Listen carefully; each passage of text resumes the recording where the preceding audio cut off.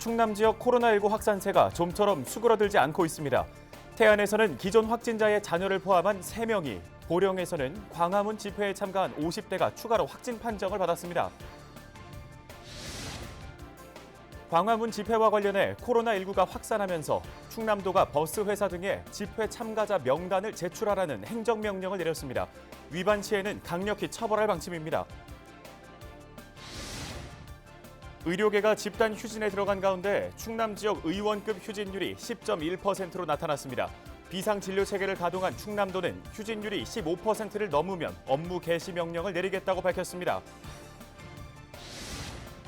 당진시가 당진 시민축구단 창단을 추진 중입니다. 내년 K4 리그 참가를 목표로 하고 있는데 지역 내에서는 기대와 우려가 교차하고 있습니다.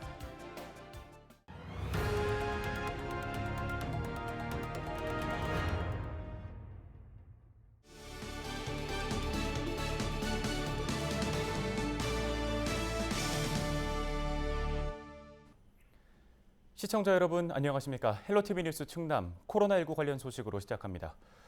코로나19 확산세가 좀처럼 수그러들지 않고 있는 가운데 충남도가 광화문 집회 참가자 명단을 제출하라는 행정명령을 내렸습니다.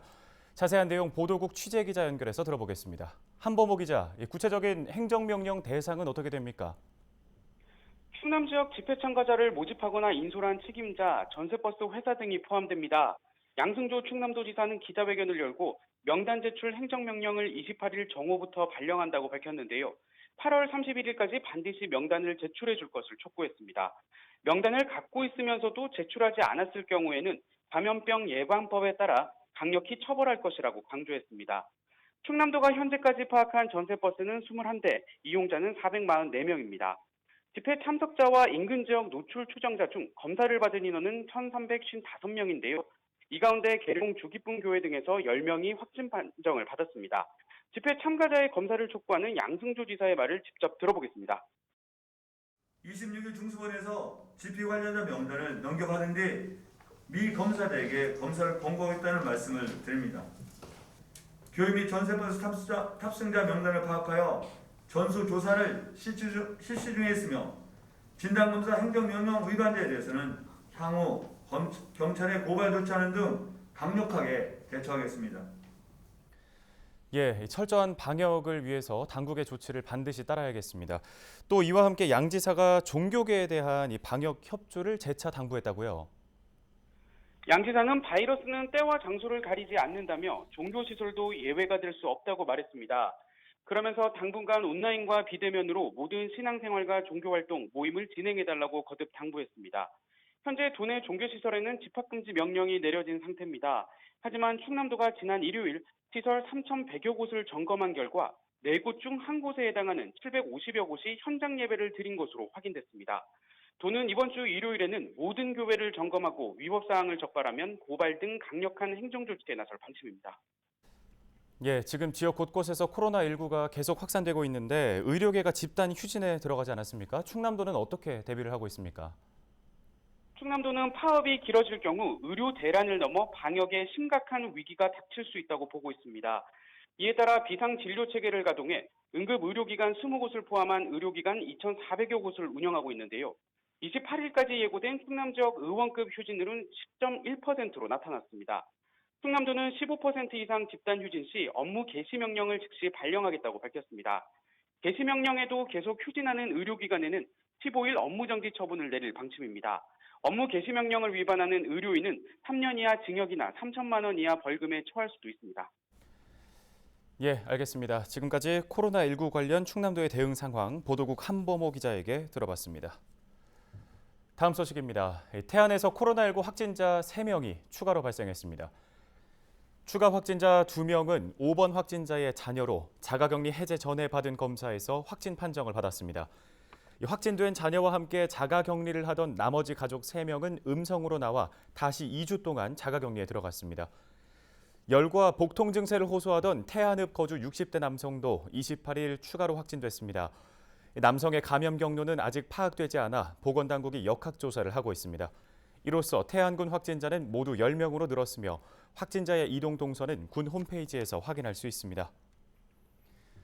충남도의회가 사회적 거리두기 2단계 조치에 따라 다음 달 열릴 임시회의 운영 방식을 변경합니다. 도의회는 도정 질문이 예정된 2일과 3일 본회의 일정을 취소하고 시급하거나 꼭 필요한 질문은 서면으로 대체한다고 밝혔습니다. 각종 심사 보고나 제안 설명은 전자회의 시스템을 활용하고 회의 출석 공무원도 최소화합니다. 또 현장 방문은 모두 취소하고 실내 출입 시 방역 절차를 더욱 강화할 방침입니다. 이번 임시회는 9월 1일부터 15일까지 열려 조례안과 예산안 등 모두 56개의 안건을 심의할 계획입니다. 민선 7기 주요 공약 중 하나인 당진 시민축구단 창단이 추진되고 있습니다. 내년 K4 리그 참가를 목표로 하고 있는데요. 지역 내에서는 기대도 있는 반면 창단에 앞서 시민 공감대 부족과 재원 마련을 우려하는 목소리도 나오고 있습니다. 김단비 기자입니다. 비영리 사단 법인 형태로 추진되고 있는 당진 시민축구단. 선수 20여 명과 감독, 코치를 포함해 30명 내외로 구성되며 11월 중 공개 테스트를 거쳐 내년 1월 선수단 창단식을 진행할 계획입니다. 세미 프로리그인 K4 리그 출전을 목표로 전국체전에 참가할 수 있는 자격도 주어집니다. 창단 추진위원회는 시민 화합을 돕고 지역 브랜드 가치도 높일 수 있을 것으로 기대하고 있습니다. 축구인의 인프라나 지역경제 활성화, 모든 게 다 좋죠. 그리고 유소년, 이게 시민축구단을 하게 되면 첫째 유소년부터 키워야 하는 거 아닌가, 저는 그렇게 생각하고 있습니다. 연 축구인이 한 동호인 수만 한 3천여 명이 이렇게 돼갖고 응원, 관중 면이나 타 시간에 못지않게 충분히 가능하다고 봅니다. 시민축구단 창단을 두고 반대 의견도 만만치 않습니다. 특히 가장 논란이 되고 있는 건 예산입니다.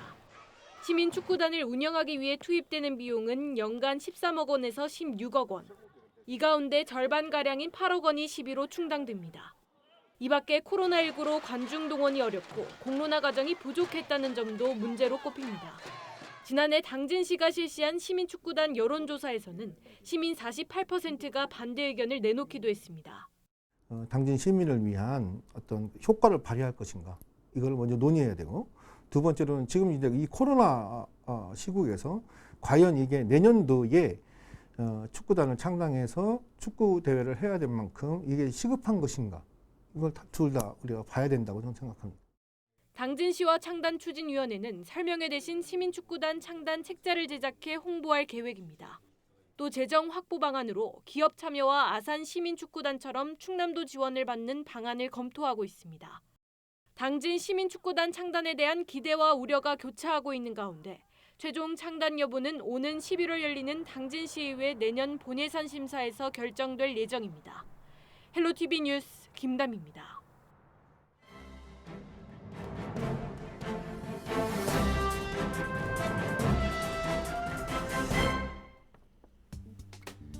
신문 브리핑 충청투데이 기자입니다. 의료계의 파업이 진행되고 있는 가운데 대학병원 등 상급 병원에서 진료 차질이 빚어지고 있다는 소식입니다. 상급 종합병원의 전공의와 전임의 등이 파업이 길어지면서 의료 공백이 현실화되고 있다는 건데요. 앞서 대한전공의협회는 응급실, 중환자실, 분만실, 투석실 등의 필수 인력을 남겨두고 파업을 하고 있다고 밝혔습니다. 하지만 실제로는 상급병원에서 업무의 큰 부분을 차지했던 전공의와 전임의 등이 무기한 장기 파업에 나서면서 업무에 차질이 생기고 있는 겁니다. 실제 지역의 상급병원에서도 외래 진료나 수술이 연기되고 있고 충남대병원, 대전청모병원, 건양대병원, 을지대병원 등의 수술 건수가 평소의 절반으로 뚝 떨어졌다고 합니다. 일부 수술을 집도하기도 하는 전임의들까지 파업에 가세했기 때문이라고 신문은 분석하고 있습니다. 특히 환자가 대학병원에 방문을 해도 수술 날짜를 잡지 못하거나 수술이 연기되는 사례도 발생하고 있다는데요. 이런 상황은 어쩔 수 없다는 게 지역 의료계의 설명입니다. 그동안 전공의와 전임의들이 맡아왔던 야간 당직이나 응급실 근무에 교수들이 총동원되고 있지만 모든 환자들을 다 받아내기에는 역부족이라는 지적입니다. 지역의 한 대학병원 관계자는 외래 진료는 예약제라 거의 변함이 없지만 수술과 신규 입원 환자, 외래 환자가 많이 감소했다며 전공의, 전임의의 공백이 크기 때문에 수술은 응급, 중증 환자 위주로 진행할 수밖에 없다고 말했습니다. 이어 모든 교수진들이 총동원돼 하루하루 넘어가고 있지만 전공의의 파업이 장기화될 경우 교수진들도 언제까지 버틸 수 있을지는 모르겠다고 덧붙였습니다. 지금까지 신문 브리핑이었습니다.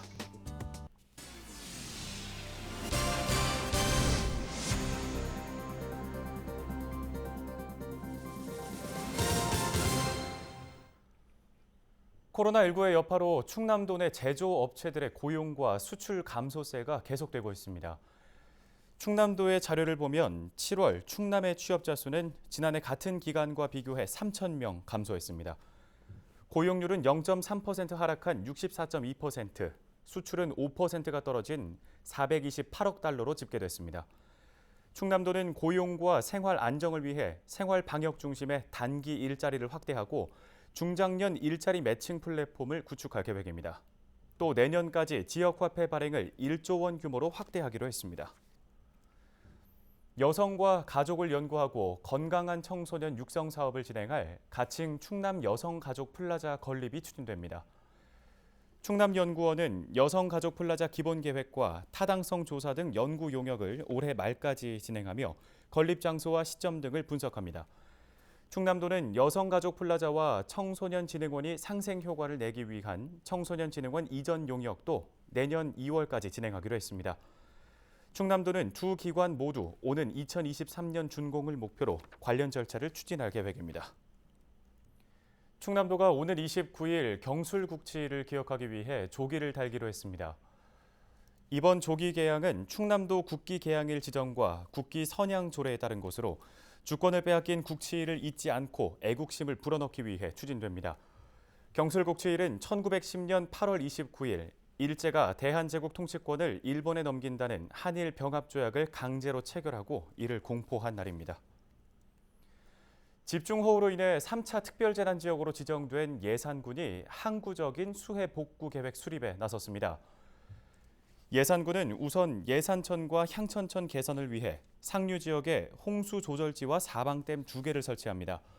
또 삽티천도 장기적으로 빗물을 저장하는 우수 저류지가 필요하다고 보고 설치 사업을 추진할 방침입니다. 또 대술면 원동천과 은행천에도 뚝을 쌓는 등 부족한 구조물을 보강하고 교량 11곳에 수위 조절용 수문 3개를 설치할 계획입니다.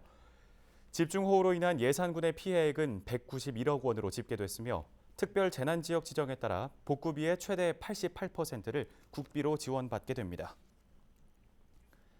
예산군이 집중호우로 주택 피해를 입은 가구에 재난지원금을 우선 지급하기로 했습니다. 군은 주택이 파손되거나 침수된 148가구에 4억 2,400만 원을 우선 지급하는데요. 이번 재난지원금은 기존보다 확대돼 주택이 모두 파손된 경우에는 세대당 1,600만 원을, 침수된 경우에는 200만 원을 지급합니다. 이 밖에도 집중호우로 피해를 입은 주민들에게는 재난지수에 따라 지원금이 지급될 방침입니다. 예산군은 3차 특별재난지역으로 선정돼 재난지원금을 신속하게 지급할 수 있게 됐다고 밝혔습니다. 홍성군이 오는 2022년까지 상하수도 보급률을 92% 수준으로 높일 계획입니다. 이에 따라 먼저 상수도가 공급되지 않는 갈산면 사천마을 등 9개 마을을 대상으로 올 하반기까지 상수관로 매설을 추진합니다. 또 급수구역 모든 지역을 대상으로 노후 상수도관 현대화 사업과 하수관로 정비 사업을 진행하는데요. 지난 6월 기준 홍성 지역 상수도 보급률은 91.5%로 9만여 명이 하루 2만 4천여 톤의 물을 사용하고 있습니다. 서산시가 한국사진작가협회 서산지부와 함께 관광사진 전국 공모전을 개최합니다. 주제는 서산의 매력을 알릴 수 있는 관광 자원으로 올해 촬영한 사진의 원본 파일을 10월 29일까지 제출하면 됩니다. 대외적으로 발표되지 않은 작품이어야 하고요. 한 사람당 최대 6점까지 출품할 수 있습니다. 시는 전문가 심사를 거쳐 121점을 선정할 예정입니다. 예산군이 추석을 맞아 예산사랑 상품권 10% 특별 할인을 실시합니다. 군은 지역경제 활성화를 위해 오는 31일부터 9월 29일까지 예산사랑 상품권을 10% 할인 판매하기로 했습니다. 1인당 구매 한도는 100만 원으로 이 상품권은 전통시장과 마트 등 관내 가맹점 1000여 곳에서 사용할 수 있습니다. 예산사랑 상품권은 지난 1999년 첫 발행된 이후 지금까지 343억 원이 발행됐습니다. 가맹점 가입을 희망하는 주민은 신청서 등 서류를 가지고 가까운 행정복지센터를 방문해 신청하면 됩니다.